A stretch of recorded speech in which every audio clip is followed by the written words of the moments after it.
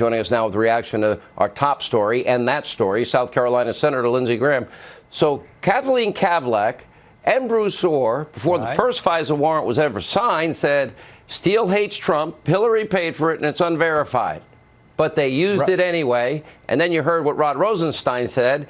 And then you just heard John Solomon's report. Help me out, Senator. Sounds to me like a premeditated conspiracy to commit fraud on the court to undo a first stop and then undo a presidential election. That's the way I interpret it. Well, McCabe also said without the dossier, there would have been no warrant issued against Carter Page.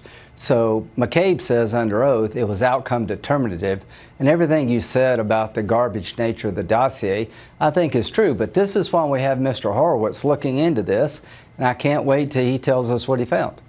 Yeah. All right. So where do you go with this? Because you're the one guy that can bring them all in. And I really do hope, Senator, that the people that did this also were involved in rigging the investigation into Hillary. The evidence is pretty overwhelming. She violated the Espionage Act, and then she obstructed justice from my little, my little TV studio and the little I know about these things.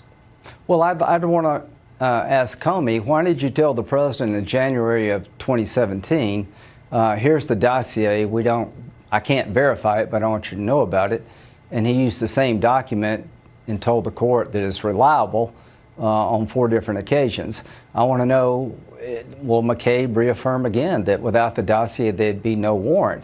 I want to find out, did Papadopoulos tell them up front that, if I was working with the Russians, that'd be a crime, I would never do that? I want to know a bunch of things. Well, I want to know a lot. Okay, so you're going to get to the bottom of all of that. Let me ask you this question. So we got new leadership. The 2020 Democratic hopefuls all seem to be reacting to and adopting the policies of the squatters, I guess they're called now. Right. And I think I look at the new Green Deal and I look at every Democrat saying, yeah, Medicare for all, everything's free, no oil, no gas, no combustion engine, planes or cows. And I said, okay, that's the end of the United States as we know it if that ever is implemented. Yeah, well, so their policy choices would devastate free enterprise. It would make us weak. It'd be the end of Israel as we know it. It would be devastating to the American way of life, our prosperity, and our future. Compare that to what Trump's done. Name one person in my lifetime that's been a better friend to Israel. We got the strongest economy in decades, and we got a military on par with what Ronald Reagan did, and we got a foreign policy that makes sense. I think a compare and contrast campaign is going to lead to a very big Trump victory.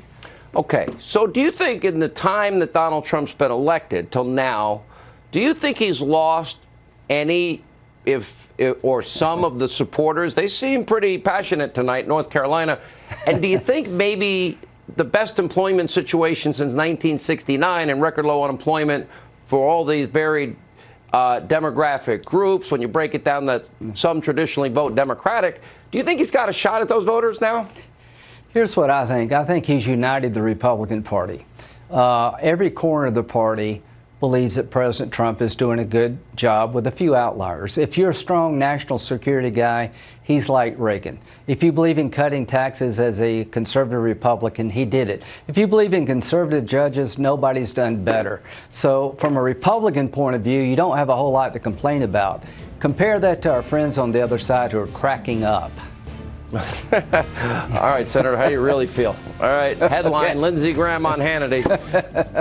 All right, I can see you really want to revise and extend your remarks. Thank you, Senator.